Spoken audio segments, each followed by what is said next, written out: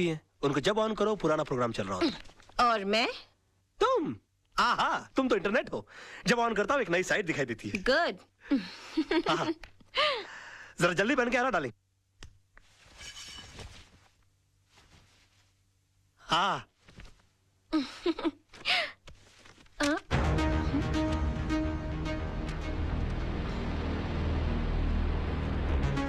राज, ये कैसेट किसकी है? कैसेट? कौन सी कैसेट? भाई इसके अंदर कुछ भी नहीं है, 3 बार आगे पीछे करके देख लिया, कैसेट एकदम खाली है। मतलब कुछ रिकॉर्डिश नहीं हुआ और वो साला जर्नलिस्ट ने फुकट में अपना जान दे डाला।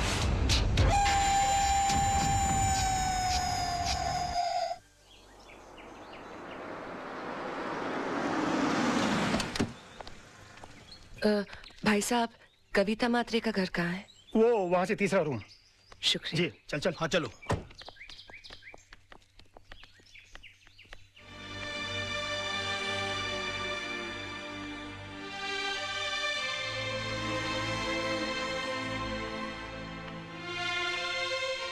बैठो। कविता, घबराओ मत, मैं हूं ना तुम्हारे साथ। तुम्हें तुम्हारे घर से कोई नहीं निकाल सकता। राज लड़ेगा तुम्हारा केस। मैं तुम्हारे पति के कातिल को सजा जरूर दिलवाऊंगी। तुम्हें इंसाफ जरूर मिलेगा।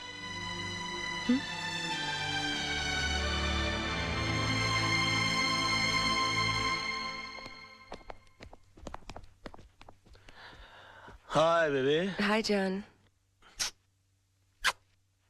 बैठो ना, मुझे तुमसे कुछ बात करनी है। क्या बात है, बड़ी सीरियस लग रही हो आज। तुम्हें मेरे लिए एक केस लड़ना है। एक केस? ये जितने केस लड़ रहा हूँ तुम्हारे लिए तो लड़ रहा हूँ मैं। नहीं नहीं, पहले वादा करो कि ये केस न सिर्फ लड़ोगे, जीतोगे भी। अच्छा समझो तुम जीत गई, बोलो आगे। पूछो तो सही, किसका केस है? हाँ किसका केस है, बोलो। कविता के हस्बैंड का केस, उसके मर्डर का केस। ये कविता के हस्बैंड के मर्डर का जो केस है, उसका जिम्मा तो कालरा के छोटे भाई पर है ना? हाँ, और पिछली बार अगर तुमने उसे नहीं छुड़ाया होता तो शायद आज कविता के निर्दोष पति जिंदा होते। मैंने कविता को इंसाफ दिलाने का वादा किया है। तुम मेरी कसम खाकर कहो कि मेरा ये वादा तुम पूरा करोगे। करोगे ना?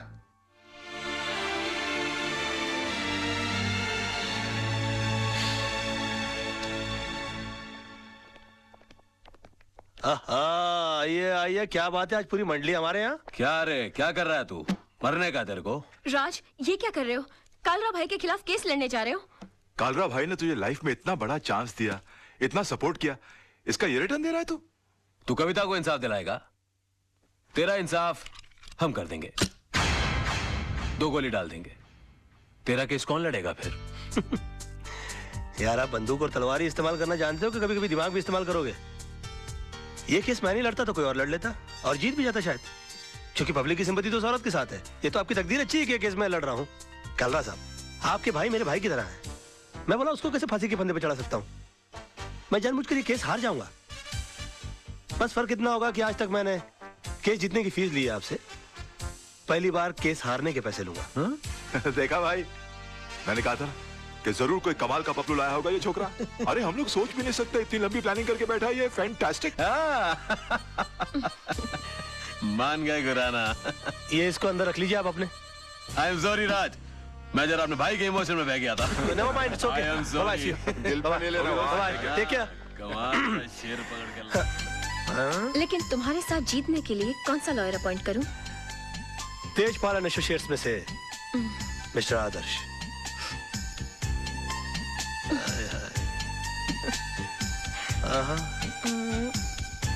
अच्छा तो ये लो। उफ, याद आए। बाबा मेरे को तो बहुत बड़ा लोचा लग रहा है यार। क्या हुआ रे?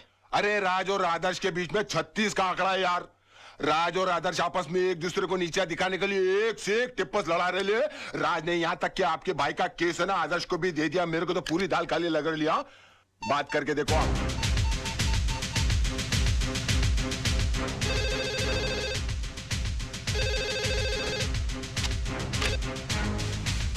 क्या रे कालरा बोल रहा हूँ मैं। अरे काला साहब क्या करते हो? आपको कितनी बार कहा है कि घर फोन मत किया करिए। ए बोल वचन बंद कर बे। मैंने सुना तेरे और आदर्श का 36 का आंकड़ा है। मेरे साथ गेम कर रहा है क्या? जी हाँ, गेम तो खेल रहा हूँ मैं आपके साथ। क्योंकि केस लेने के लिए मेरी वाइफ ने मुझे मजबूर किया है और वो अच्छी तरह से जानती है कि मेरे और आदर्श के बीच में टेंशन चल रही है, तो वो कभी सपने में भी नहीं सोच सकती कि केस में जानबूझ के हार जाऊंगा। समझ गया आप मेरा गेम? जरा बड़े हो गए हम बच्चे आपके, जरा हमारा ख्याल रखा करिए प्लीज। है आगे से प्लीज है। दिमाग है और बंदे में दिमाग तो है।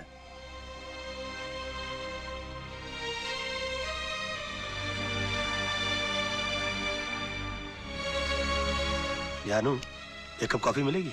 बहुत थक गया हूं मैं। मेरा बस चले तो उस कॉफी में जहर मिला के पिला दूं तुम्हें, पर क्या करूं, पत्नी हूं ना तुम्हारी।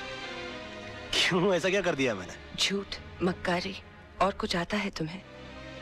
एक मजलूम औरत तुमसे इंसाफ की उम्मीद लगाए बैठी है और तुमने उसका केस लड़ने से पहले ही उसे हरा दिया। तुम हो ना मुफ्त में आजकल बहुत शक करने लगी हो। तुम ऐसा सोच भी कैसे सकती हो मेरे बारे में? हरगिज नहीं सोच सकती थी अगर मैंने खुद अपने कानों से कालरा को फोन पर नहीं सुना होता। बेबी ऐसा झूठ बोलना पड़ता है मैं फोन पर? एक और झूठ। तुम्हारी सारी जिंदगी एक बहुत बड़ा झूठ बनकर रह गई है। ये 500 रुपए का नोट याद है तुम्हें?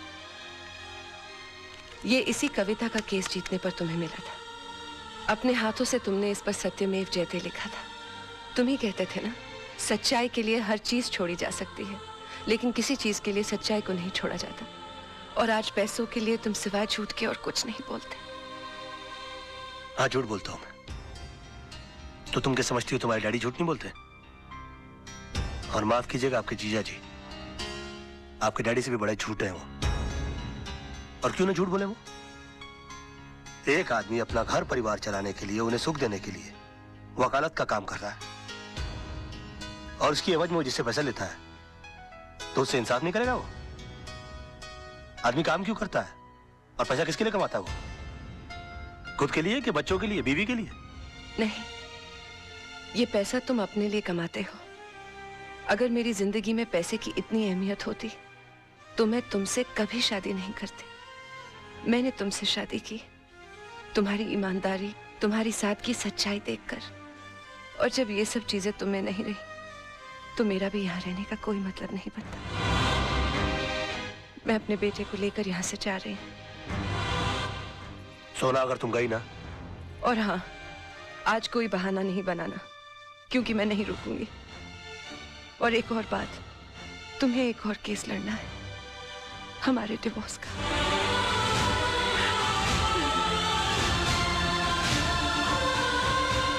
सोना, बेबे, जानू,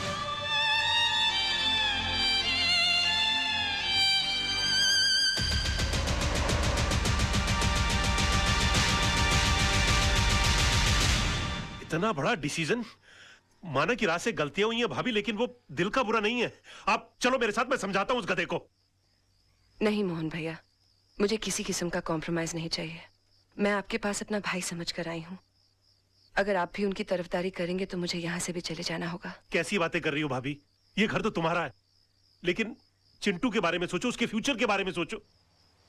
भैया, राज के साथ रहकर ना तो मैं खुश रह सकती हूँ और ना ही चिंटू का कोई फ्यूचर है। इसलिए मैंने उन्हें तलाक देने का फैसला कर लिया है।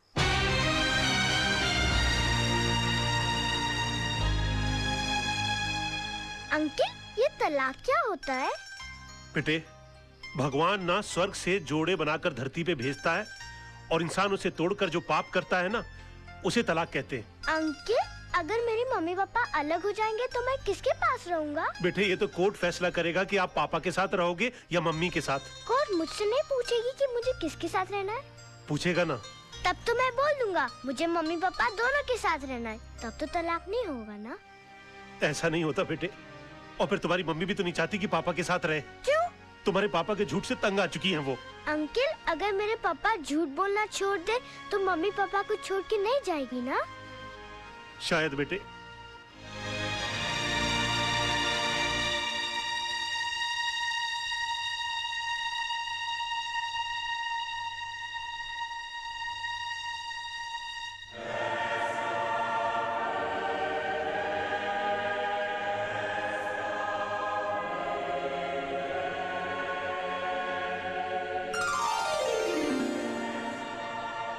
भगवान, मेरी मम्मी मेरे पापा के झूठ से बहुत परेशान है। आप चाहो तो क्या नहीं हो सकता। ऐसा चमत्कार करो कि मेरे पापा कभी भी झूठ नहीं बोले। अगर चाहे भी तो उनके मुंह से कभी भी झूठ नहीं निकले।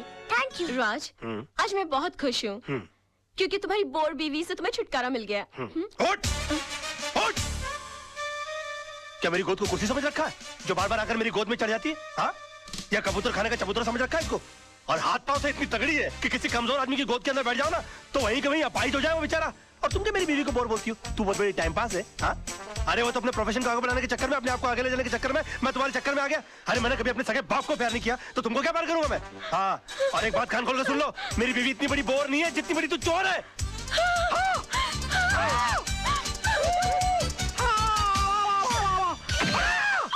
Oh my God! राज, राज,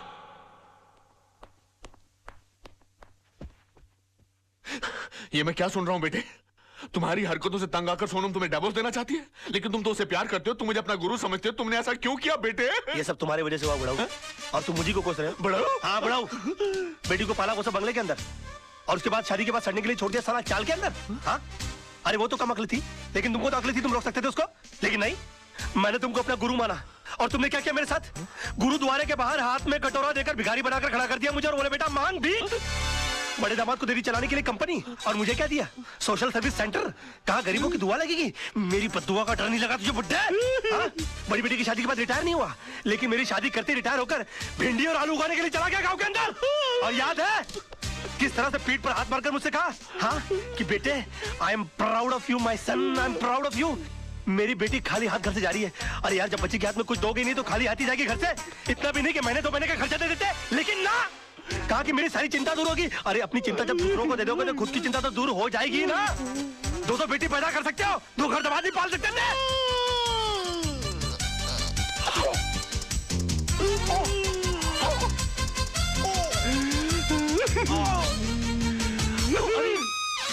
अरे बाप रे, अंकल जी, अंकल जी, ओ नहीं, अंकल जी, मैं नहीं, मैं अंकल, मैं आपको क्यों मारूं अंकल? आप मेरे बड़े अंकल जी हो जाता है बच्चों से। Uncle I am sorry, uncle I am very sorry. I am साहब, ये क्या किया मैन?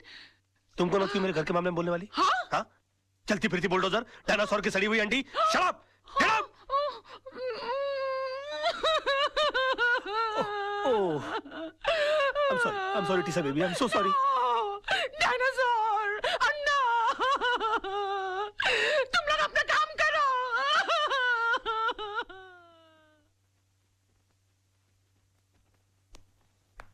योर ऑनर, मेरे क्लाइंट मिस्टर विनोद कालरा पर श्रीमती कविता म्हात्रे ने यह इल्जाम लगाया है कि उन्होंने उनके पति मिस्टर आनंद म्हात्रे को घर से अगवा करके उनका कत्ल कर दिया है। पर यह हकीकत नहीं है ऑनर। ट्रेन के कंपार्टमेंट में मिस्टर आनंद म्हात्रे की लाश के साथ एक सुसाइड नोट बरामद हुआ है, जिसमें यह साफ साफ लिखा हुआ है कि हालात से तंग आकर उन्होंने आत्महत्या की। Yes your honour, Mrs Mhatre की कंप्लेंट है कि 13 अक्टूबर को सुबह 11 बजे उनके पति को अगवा कर लिया गया। बट 13 अक्टूबर को ही 11:05 पर मिस्टर विनोद कालरा मेरे सामने बैठे हुए थे। उनके कार की टक्कर एक ट्रक से हो गई। वो कंप्लेंट लिखवाने आए थे। मैंने FIR लॉन्च करके इन्हें भाटिया हॉस्पिटल ले जाकर इनकी मलहम पट्टी करवा दी, बस। शिरोडकर, तू कितना झूठ बोल रहा है? भूल गया 13 अक्टूबर सुबह 11 बजे तू कोर्ट में था? तुझ पर खुद रिश्वत लेने का मुकदमा चल रहा था। इंस्पेक्टर शिरोडकर, क्या ये सच है? योर ऑनर जी, लेकिन मैं क्या क्या क्या क्या क्या चुप रहो। इंस्पेक्टर शिरोडकर को हिरासत में लिया जाए। अदालत में झूठी गवाही देने के जुर्म में इन पर मुकदमा चलाया जाए। सर, ये किसके साथ आए थे मुझे याद नहीं, लेकिन हाँ, इनके सर पर चोट आई थी और मैंने स्टिचेस लगाकर उन्हें भेज दिया था। मिस्टर सरदेसाई, अगर 13 तारीख को आपने विनोद जी की पट्टिया की थी तो बहुत बड़ी प्रॉब्लम हो जाएगी। क्यों? क्योंकि 12 अक्टूबर से लेकर 17 अक्टूबर के बीच में मिसेस सरदेसाई गोवा के मेरिट होटल में सरदेसाई जी के साथ छुट्टियां मना रही थी। और अगर वो सरदेसाई आप नहीं है तो फिर वो सरदेसाई कौन थे? क्या बकवास कर रहे हैं आप? Just shut up. अरे वो किसी और के साथ नहीं, मेरे साथ ही थी। हम हस्बैंड वाइफ छुट्टी मनाने गए थे। तो अगर आप 12 अक्टूबर से छुट्टियां मना रहे गोवा के अंदर तो 13 अक्टूबर को विनोद जी की पट्टियां किसने की? डॉक्टर सरदेसाई को भी हिरासत में लिया जाए, इनका मेडिकल प्रैक्टिशनर सर्टिफिकेट भी कैंसिल कर दिया जाए। Court is adjourn till tomorrow. क्या हो गया मुझे? ये मैं क्या वकील क्रिकेट खेलने का मूड में क्या? 2 बॉल में 2 विकेट, इरादा क्या है तेरा? क्या हो गया मुझे? ये क्या हो गया मुझे? क्या हो गया मुझे? मैं इतना सच क्यों बोल रहा हूँ? Good morning sir. आज आप नहीं बोलोगे मैं कैसी लग रही हूँ? श्रीदेवी या माधुरी? सब बताओ ना प्लीज। शैतान की खाला लग रही हो। ऐसा बम लग रही है जो कभी भी फट सकता है। तुम बुर्का पहनकर क्यों नहीं निकलती हो? तुमको मालूम है बच्चे लोग देखकर कितना डर जाते होंगे। ओह